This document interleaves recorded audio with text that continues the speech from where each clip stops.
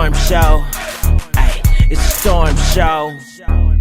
Now, between Wanda getting on stage and getting in Marceau's behind, KIUHWA's a bit of self getting on stage, I don't really know what part of this doggone reunion was more messy, the people's marriages or they doggone exes or the mamas. But let's discuss it. So I didn't make a video on part one because they were just starting to get into mushy stuff. But in part two, they definitely came through. So the episode starts out and you got Marceau fussing at Tisha.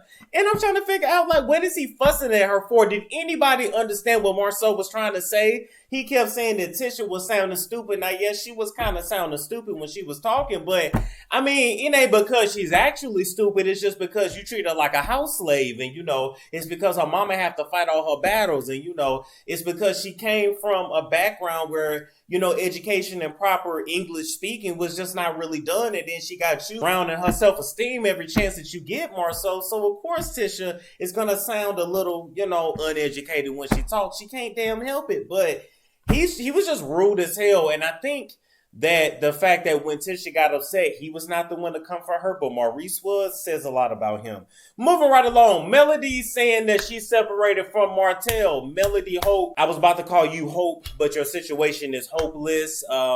Your situation is as bleak as the lace front. The lace front made you look a fool. You're making yourself look a fool. That big old belly that you got in that dress is also making you look a fool, because this man has had that side chick girlfriend for over 3 years. Allegedly, you have even had your friends jump her in front of a Home Depot before, allegedly. All that in the past don't matter. As soon as your husband was cheating on you and you were aware of that, you should have been using birth control. And y'all can say what y'all want, but I'm going to say this. If I was Melody, number one, I would have been on a pill. Number two, I'm sorry, I would not have kept that fourth child. I'm trying to get away from this Negro, not, you know, further bind me to him. So, you know, you looking kind of crazy talking about you done with this marriage, but you're about to give birth to his fourth child.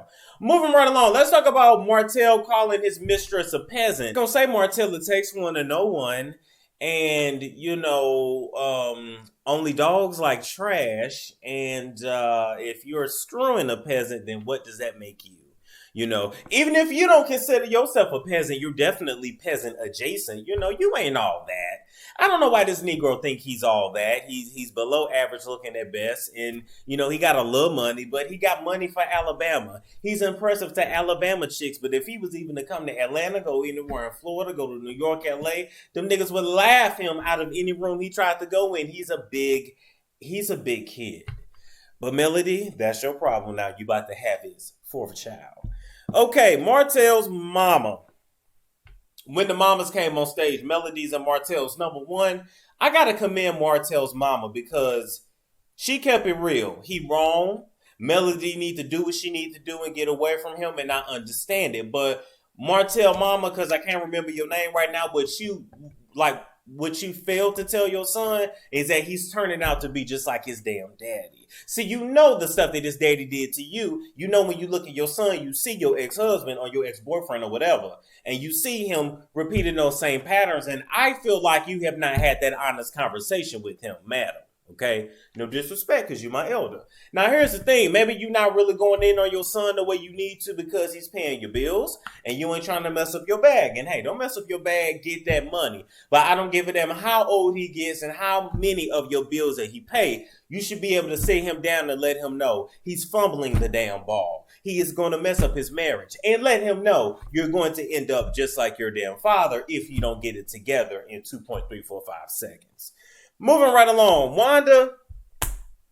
The dynamic between Wanda and Tisha is still baffling to me. I'm not understanding how Tisha got a mama that speaks her mind as much as she does. We love Wanda over here. She speaks her mind as much as she does. She had that perm on fleek. That was a just for me type of swoop. But she was looking good up there and she held her own.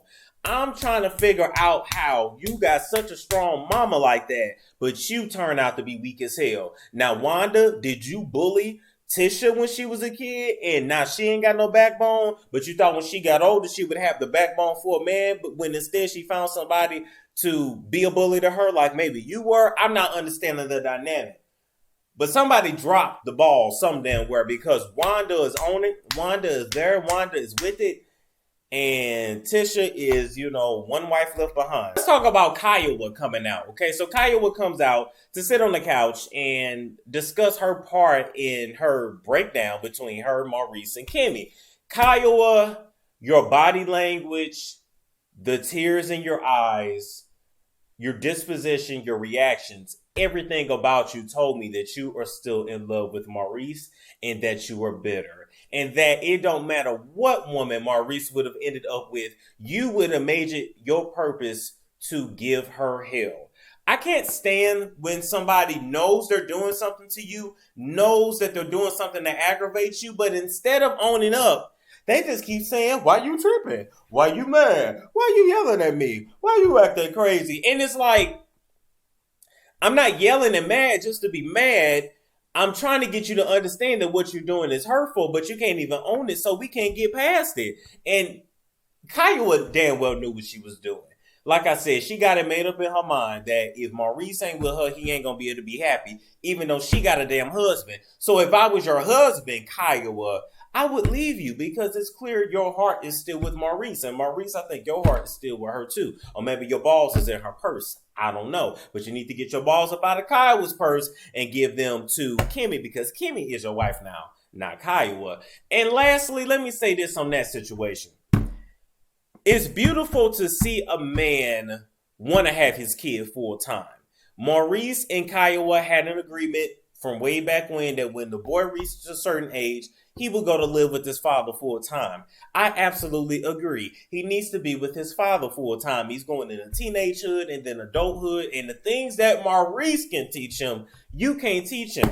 You may have a man laying up in your house, KIUHWA, but you don't even give a damn about him. So why do you think your son will? That man that you laying up with is not his damn father. And if he has a father that is present and willing and able to be in his life and got the money to even move y'all down there, that's what a lot of women would dream of. KIUHWA, do you know how many women wish their baby daddies would just even call their kids, send a birthday card, come to a PTA meeting, send a child support check, buy the kid a Happy Meal, get the kid a haircut, anything.